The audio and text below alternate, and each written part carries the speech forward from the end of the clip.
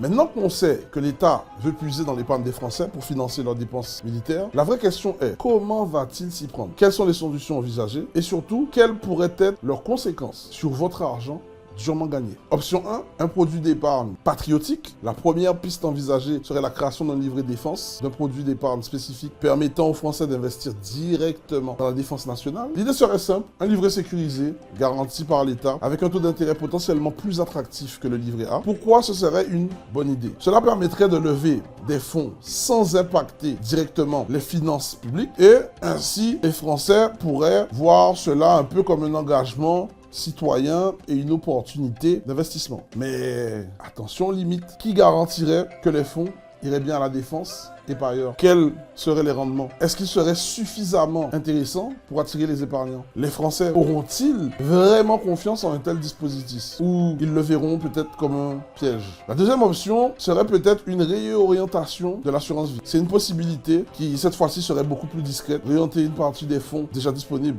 de l'assurance vie vers le financement militaire. L'État pourrait encourager ou, au contraire, je sais pas, encourager ou pas, je sais pas, les assureurs à investir davantage dans les obligations d'État dédiées à la défense. Ça peut être une option sérieuse à réfléchir. Maintenant, l'assurance vie représente près de 1900 milliards d'euros d'encours. C'est une manne financière énorme. Et déjà aujourd'hui, une grande partie des fonds en euros sont placés dans des obligations d'État. Mais le gros risque, c'est que à force de forcer la réorientation, ça pourrait fragiliser certains placements. Les épargnants, risquerait de perdre en diversification et en rendement. Et cela pourrait créer une défiance envers l'assurance vie qui reste le placement jusqu'ici. Numéro 1 des Français. L'option 3, une contribution forcée. Alors, ça c'est le scénario le plus redouté parce que une taxe exceptionnelle sur l'épargne, pour l'instant, c'est pas officiellement envisagé et ça arrangerait pas la presse de l'État aujourd'hui, qui n'est déjà pas bonne. Mais ce ne serait pas une première dans l'histoire économique de la France.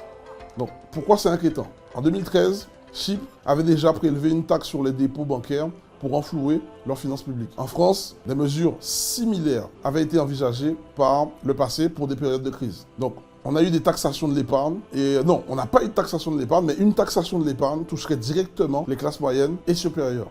Alors, est-ce que l'État, jusqu'ici, comme je l'ai dit, avec sa mauvaise presse qu'elle n'a pas aujourd'hui, qu'elle ne gère pas de la bonne des manières, est-ce que l'État serait prêt à ça? Moi, je ne suis pas sûr. Mais face à des besoins militaires grandissants et à une dette publique colossale, toutes les options restent sur la table.